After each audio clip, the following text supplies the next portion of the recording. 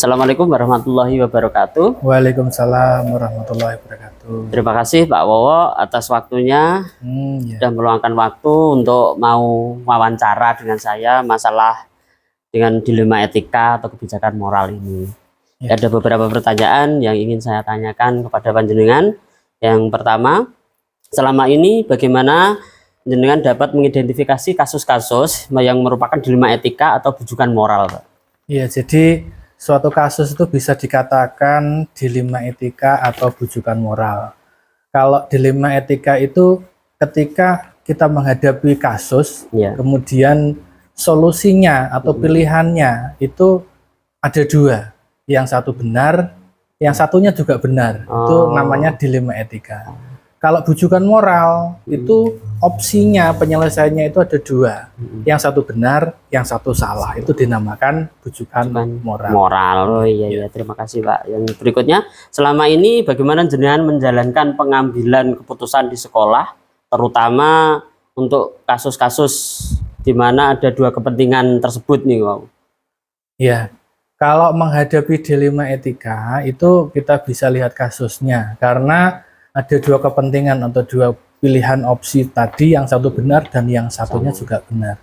Nah, itu kita lihat skala prioritasnya bagaimana, karena dalam dilema etika itu ada beberapa opsi juga yang berhubungan, misalkan ada individu dengan masyarakat, ada keadilan dengan rasa kasihan, ada kebenaran dengan kesetiaan, ada hubungannya dengan jangka pendek dan jangka panjang. Semua itu kita lihat skala prioritasnya bagaimana, kemudian dalam pengambilan keputusan itu kita lihat nilai-nilai kebajikannya. Jangan sampai nanti keputusan yang diambil itu nanti mengakibatkan sesuatu hal yang kurang baik. Jadi harus kita benar-benar teliti dulu, kita telaah dulu, kita ambil keputusan yang paling tepat. Berikutnya, langkah-langkah atau prosedur seperti apa yang bisa jenengan lakukan selama ini, Pak? Kalau prosedurnya yang saya lakukan selama ini, kalau masalahnya itu tidak memerlukan musyawarah dengan rekan guru, atau masalahnya tidak begitu besar, saya ambil keputusan sendiri. Caranya ya kita lihat dulu, kalau misalnya dilema etika, apakah opsi yang satunya itu mengakibatkan hal yang tidak baik, karena keduanya mau benar-benar menimbulkan suatu hal yang nanti kalau salah dalam mengambil putusan akan tidak baik, karena dua-duanya itu merupakan hal yang benar. Ya, dua-duanya itu tadi. Tetapi kalau misalkan masalah itu agak runyam, agak berat, tentu saja kita harus melalui musyawarah. Jadi pengambilan keputusan itu tidak saya ambil sendiri, karena kepala sekolah itu tidak bisa kalau otoriter. Kalau melibatkan organisasi, tentu saja kita melibatkan Bapak Ibu guru dalam pengambilan keputusan, kita ajak musyawarah, kita sampaikan ini loh masalahnya, ini akan ada dilema etika di dalamnya, kemudian dari opsi-opsi itu kita ambil opsi mana yang terbaik, kita ambil keputusan, tentu saja melihat untuk nilai-nilai kebajikan dan akibat-akibat apa yang timbul akibat keputusan tersebut. Oh iya. Terus hal-hal apa saja yang selama ini jenengan anggap efektif dalam pengambilan keputusan pada kasus-kasus dilema etika? Yang saya anggap efektif yaitu ketika saya menyampaikan permasalahan itu di depan forum Bapak Ibu guru atau warga sekolah. Jadi ketika saya melihat suatu masalah atau permasalahan yang perlu diselesaikan, kita adakan musyawarah, kolaborasi dengan Bapak Ibu guru, kita sampaikan. Saya kira efektif sekali, karena ketika pengambilan keputusan secara sendiri itu menimbulkan subjektivitas. Jadi pandangan seseorang terhadap suatu permasalahan itu tidak sama. Jadi kita menggali bagaimana pendapat orang lain, bagaimana kalau keputusan ini diambil, apa akibat dari keputusan itu ketika diambil. Jadi ketika kita musyawarahkan permasalahan itu, kita sharing dengan teman-teman, itu saya kira sangat efektif sekali. Terus hal-hal apa saja yang selama ini merupakan tantangan dalam pengambilan keputusan pada kasus-kasus dilema etika itu? Jadi tantangannya yaitu subjektivitas seseorang, cara pandang seseorang itu tentu saja beda-beda dalam memandang sebuah masalah, itu merupakan tantangan. Jadi antara orang yang satu dengan orang yang lain tentunya sangat berbeda. Jadi kalau ketika musyawarah pendapatnya tentu saja berbeda, itu merupakan tantangan. Jadi ketika kita sharekan permasalahan itu bagaimana solusinya, pasti pendapatnya sendiri-sendiri lah. Itu merupakan suatu tantangan bagaimana kita mengambil saran atau pendapat yang paling tepat, mengambil keputusan yang pas tanpa mengakibatkan hal-hal yang tidak kita inginkan. Tentu saja nanti tujuannya akan tercapai seperti itu. Tapi dengan menyatukan berbagai pendapat itu tadi, Pak, kita saring, kita ambil yang terbaik dan untuk tujuannya satu, tujuannya supaya tercapai. Apakah jenengan memiliki sebuah tata kala atau jadwal tertentu dalam sebuah penyelesaian kasus dilema etika? Juga apakah jenengan juga langsung menyelesaikannya di tempat atau memiliki sebuah jadwal untuk menyelesaikan, terus dengan bentuk-bentuk atau prosedur seperti apa yang jenengan lakukan? Kalau saya, penyelesaian masalah itu tidak bisa terjadwal karena masalah itu datang tidak kita inginkan. Jadi tidak serta-merta, oh hari ini ada masalah kita jadwalkan, tidak ada. Tentu saja ketika ada masalah, kita lihat masalahnya apa, apakah di dalamnya ada dilema etika atau bujukan moral. Kalau bujukan moral langsung kita ambil yang benar. Tentu saja kita kesampingkan yang salah, kita tinggalkan, kita ambil yang benar. Kalau dilema etika, kalau misalkan masalah itu ada dilema etika di dalamnya, langsung kita biasanya kita kumpulkan Bapak Ibu guru, terus kita ajak musyawarah, terus kemudian kita ambil keputusan dari opsi-opsi tersebut mana yang terbaik, kemudian tidak mengesampingkan nilai-nilai dari kebajikan tadi, dan jangan sampai akibat keputusan yang diambil menimbulkan efek yang tidak baik. Efek itu tadi.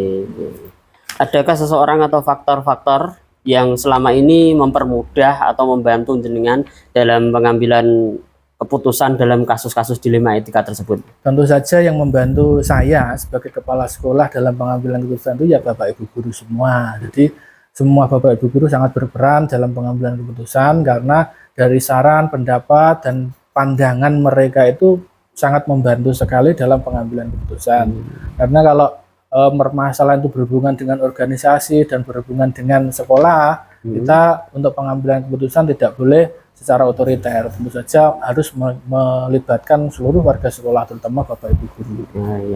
Terus dari semua hal yang telah jenengan sampaikan tadi, pembelajaran apa yang dapat jenengan petik dari pengalaman jenengan yang untuk mengambil keputusan pada dilema etika? Jadi gini, kalau hari ini kita bicara soal dilema etika dan pengambilan keputusan, pelajarannya adalah setiap hari selama kita melaksanakan tugas tentu saja tidak akan luput dari suatu masalah. Masalah tersebut kadang dihadapkan kepada kita dengan pilihan yang harus kita ambil. Dan ketika pilihan-pilihan itu tidak mudah diputuskan, yaitu karena pilihannya itu benar semua, itu merupakan namanya dilema etika. Seperti itu kita harus mengambil keputusan yang paling tepat. Jadi kita harus belajar mengambil keputusan yang tepat tanpa meninggalkan nilai-nilai kebajikan. Kita kolaborasi dengan Bapak Ibu guru, musyawarah tentu saja supaya tujuan dan permasalahan kita bisa terselesaikan tanpa menimbulkan efek yang negatif di belakang hari. Gitu. Terima kasih Bapak G atas waktunya, dan itu wawancara mungkin sudah selesai sekian. Terima kasih atas waktunya, semoga kita juga diberi kesehatan, keselamatan, serta kesuksesan dalam menjalankan tugas kita. Amin. Dan terima kasih. Assalamualaikum warahmatullahi wabarakatuh. Waalaikumsalam warahmatullahi wabarakatuh.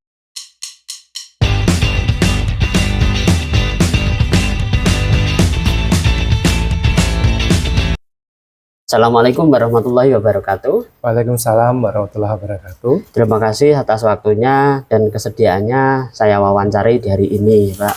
Ini ada beberapa pertanyaan yang akan saya ajukan untuk wawancara hari ini tentang dilema etika dan rujukan moral.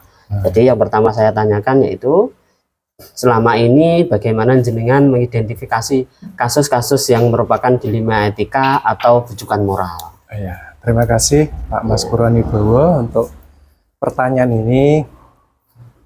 Ini adalah salah satu skill yang harus dimiliki seorang pemimpin, adalah kemampuan mengambil keputusan. Nah, pada saat kasus ini di mana kita dihadapkan pada situasi benar versus benar. Nah, seorang pemimpin itu dihadapkan pada situasi yang sangat sulit untuk mengambil kebijakan. Nah, hal yang adil bagi semua pihak Nah, manapun akan diberikan sebuah tekanan psikologi. Hostnya adalah pilihan dilematis. Nah, maka hal ini merupakan dilematis etika. Terima kasih. Yang Ya. berikutnya, pertanyaan berikutnya, selama ini bagaimana jenengan menjalankan pengambilan keputusan di sekolah Anda, sekolah jenengan ini, terutama untuk kasus-kasus di mana ada dua kepentingan yang sama-sama benar atau sama-sama mengandung nilai kebajikan. Oke, terima kasih. Untuk pertanyaan kedua, pada situasi di mana ada dua kepentingan yang ada mengandung kebenaran yang sama, maka hal ini bisa menyebabkan dilematis etika. Maka, sebagai pemimpin, pijakan yang diambil keputusan saya lakukan adalah mengacu pada satu, misalkan selaras dengan peraturan atau ketentuan yang berlaku. Yang kedua adalah berdasarkan rasa keadilan atau nilai kemanusiaan. Dan yang ketiga, ini adalah saya mengambil dengan mengandung nilai kebijakan yang universal atau hasil efek sampingnya berimbas yang akan terjadi.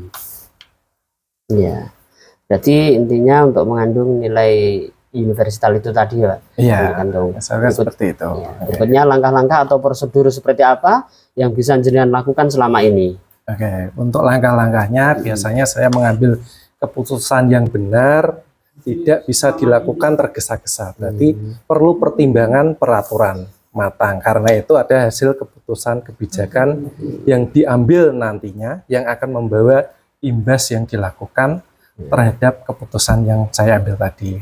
Yang pertama yaitu saya mengenali permasalahan atau akar permasalahan. Yang kedua adalah mengumpulkan sebagai informasi terkait permasalahan tadi. Yang ketiga adalah mengambil pertimbangan berbagai hal yang efeknya nanti atau efek baik ataupun buruknya nanti. Yang keempat, ini adalah saya mengambil keputusan. Yang terakhir itu adalah evaluasi.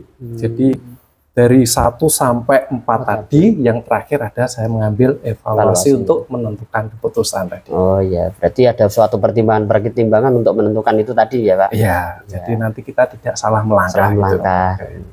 Berikutnya, hal-hal apa yang selama ini jenengan anggap efektif dalam pengambilan keputusan pada kasus-kasus dilema etika ini, Pak? Oke.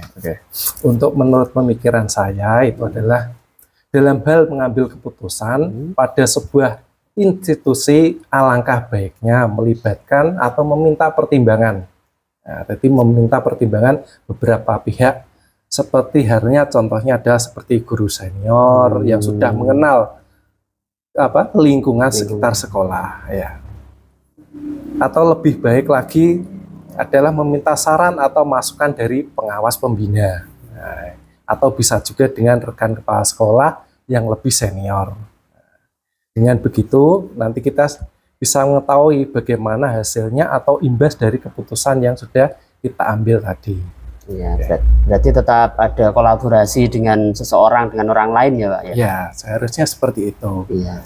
Berikutnya, hal-hal apa saja yang selama ini merupakan tantangan dalam pengambilan keputusan pada kasus-kasus dilema etika? Oke. Untuk tantangan yang terberat, biasanya dalam mengambil keputusan itu adalah satu, pada saat merumuskan keputusan yang dirasa bisa menerima kedua belah pihak. Yang kedua adalah adil antara pihak yang satu dengan pihak yang berselisih. Nah, jadi tidak ada perbedaannya. Nah, yang ketiga adalah menghasilkan keputusan yang membawa kebaikan di masa depan, minimal efek sampingnya, yaitu membawa perubahan untuk yang lebih baik lagi. Oh, ya, berarti intinya tetap ambil keputusan itu satu tantangan mengambil yang terbaik ya itu. Ya, yang terbaik tidak merugikan satu maupun yang lainnya. Seperti itu. Berikutnya, apakah jenengan memiliki sebuah tata kala atau jadwal tertentu dalam sebuah penyelesaian kasus dilema etika? Apakah jenengan langsung menyelesaikan di tempat atau memiliki sebuah jadwal untuk menyelesaikan atau dengan bentuk prosedur seperti yang jenengan jelaskan tadi? Oke, untuk selama ini dalam mengambil keputusan itu biasanya saya menangani permasalahan sesuai dengan tingkat ke-urgent-nya, yang mana lebih mendesak atau perlu ditangani lebih cepat. Ya. Iya.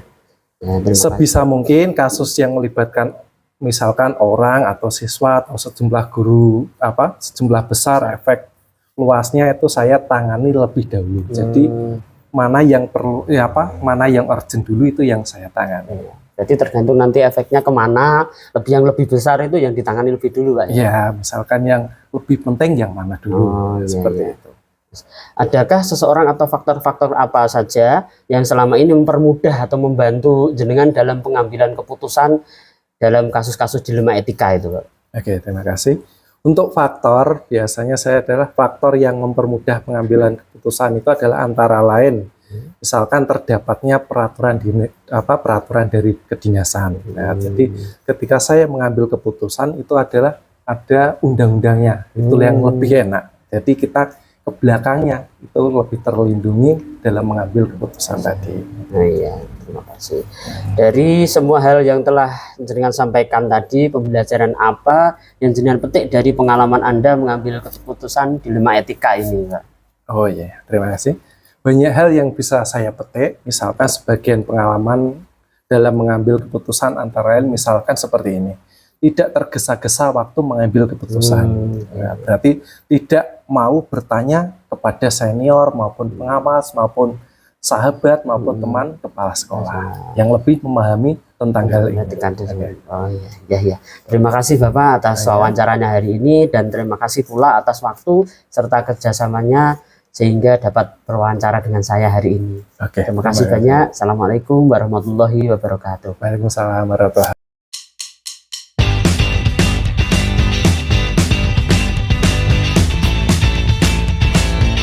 Assalamualaikum warahmatullahi wabarakatuh. Waalaikumsalam warahmatullahi wabarakatuh.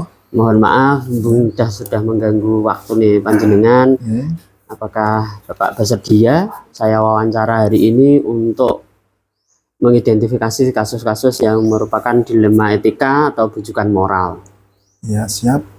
Untuk persyaratan mungkin untuk kesempatan melanjutkan CGP. Siap. Iya. Baiklah. Saya mulai nih Pak. Yang pertanyaan pertama, selama ini bagaimana jenengan dapat mengidentifikasi kasus-kasus yang merupakan dilema etika atau bujukan moral itu Pak? Ya, untuk kasus yang dilema etika biasanya cenderung muncul ketika atau karena adanya kepentingan yang tidak sama di antara unsur-unsur yang ada di sekolah, yang kemudian menjadi isu dan bahan diskusi teman-teman serta pembicaraan di antara unsur sekolah tersebut. Kemudian hal tersebut menjadi bahan dan referensi untuk dibicarakan di tingkat internal sekolah atau disampaikan ke kepala sekolah. Jadi teman-teman nanti disampaikan ke kepala sekolah. Nah, dalam menyikapi itu saya akan melakukan klarifikasi dan konfirmasi terhadap pihak-pihak yang teridentifikasi untuk dimintai keterangan dan pendapat terhadap apa yang menjadi permasalahan tersebut, dengan asumsi bahwa permasalahan pasti akan bisa diselesaikan hanya dengan komunikasi dan koordinasi, kemudian akan diputuskan dengan mempertimbangkan meminimalisir potensi negatif keputusan dan memaksimalkan potensi positif dari keputusan tersebut. Mungkin itu. Iya Pak. Iya. Untuk pertanyaan yang kedua, selama ini bagaimana jenengan menjalankan untuk pengambilan keputusan di sekolah ini, terutama untuk kasus-kasus di mana ada dua kepentingan yang sama-sama benar gitulah Pak, atau sama-sama mengandung nilai kebajikan? Ya, untuk pengambilan keputusan biasanya terkait dengan hal tersebut saya lakukan dengan pendekatan komunikasi dan koordinasi dengan berbagai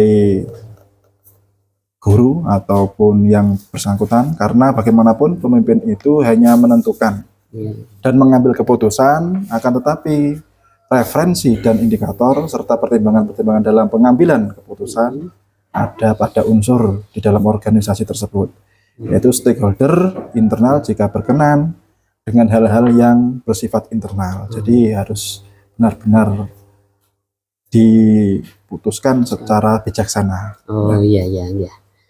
Jadi tetap mengedepankan kebersamaan ya Pak ya. Ya, betul. Terus berikutnya, langkah-langkah atau prosedur seperti apa yang bisa jenengan lakukan, yang biasa jenengan lakukan selama ini Pak? Untuk langkah-langkah, biasanya prosedur yang saya lakukan adalah menentukan kasus atau ada sebuah kendala ataupun insiden tersebut berkesesuaian dengan job atau unit kerja apa yang ditangani. Kemudian melakukan koordinasi dan menjalin komunikasi dengan unsur-unsur yang terkait dalam unit tersebut, meminta pandangan-pandangan dari unsur yang ada, yang nantinya akan menjadi dasar dan pertimbangan untuk menentukan sebuah keputusan. Mungkin itu langkah-langkah yang saya buat. Iya. Terus berikutnya, hal-hal apa saja yang selama ini jenengan anggap efektif dalam pengambilan keputusan pada kasus-kasus dilema etika itu Pak? Nah, hal-hal yang paling efektif ketika pengambilan keputusan itu biasanya senantiasa menjalin dan menjaga keberpihakan melalui kebersamaan dan selalu komunikasi dengan unsur-unsur pemimpin, terutama yang dapat memperkaya referensi. Jadi kita banyak membaca situasi, masukan-masukan dalam memutuskan kasus dilema etika tersebut. Jadi biar tidak tumbang tindih ataupun bisa berat sebelah. Gitu. Biar tidak terjadi ketimpangan gitu ya Pak.